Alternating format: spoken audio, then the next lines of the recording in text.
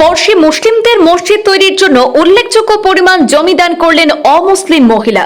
বছরের শুরুতে চেনা ভারতের সম্প্রীতি ও সৌহার্দ্যের চিত্র ধরা পড়ল পাঞ্জাবের প্রত্যন্ত গ্রামে। মসজিদ নির্মাণে জমি দান শিখ বৃদ্ধার স্থান পাবে মন্দির গুরুদ্বারের পাশে। নামাজের জন্য পড়শি মুসলিমদের আর 2 কিলোমিটার হেঁটে যেতে হবে না, গুরুদ্বারের পাশেই মুসলিমদের মসজিদ তৈরি হবে। মসজিদের জন্য 1-2 ছটাক নয়, 1360 স্কয়ার ফিট জমি দান করেছেন একজন শিখ বৃদ্ধা।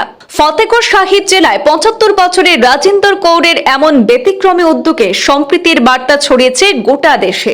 শহর থেকে 55 কিলোমিটার দূরের গ্রামে গুরুদ্বার এবং শিব মন্দির থাকলেও এতদিন কোনো মসজিদ ছিল না।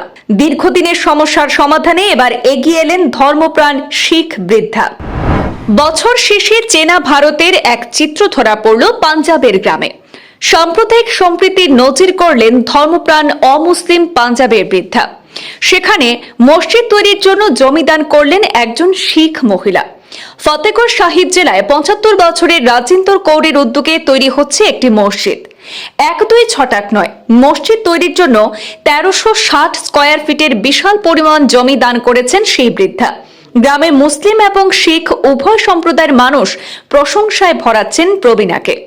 বিশদ তথ্যে প্রকাশ, ফতেগড় শাহী জেলার জাখওয়ালিতে শিখ সম্প্রদায়ের মানুষ বেশি হলেও সেখানে রয়েছেন হিন্দু এবং মুসলমানরাও। চণ্ডীগড় শহর থেকে 55 কিলোমিটার দূরের সেই গ্রামে গুরুদ্বার, শিব মন্দির থাকলেও কোনো মসজিদ নেই।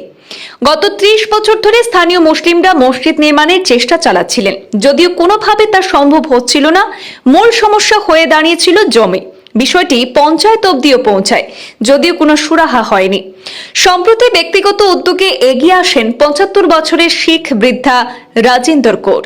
তার নাতি সতনাম সিং বলেন, জমি দিদার নামে ছিল, তার ইচ্ছায় সেটিকে মুসলিম কমিটির নামে নথিবদ্ধ করা হয়েছে। সতনাম সিং আরও জানিয়েছেন যে গুরুদ্বার মন্দিরের কাছেই মসজিদের জন্য জমি দান করা হয়েছে।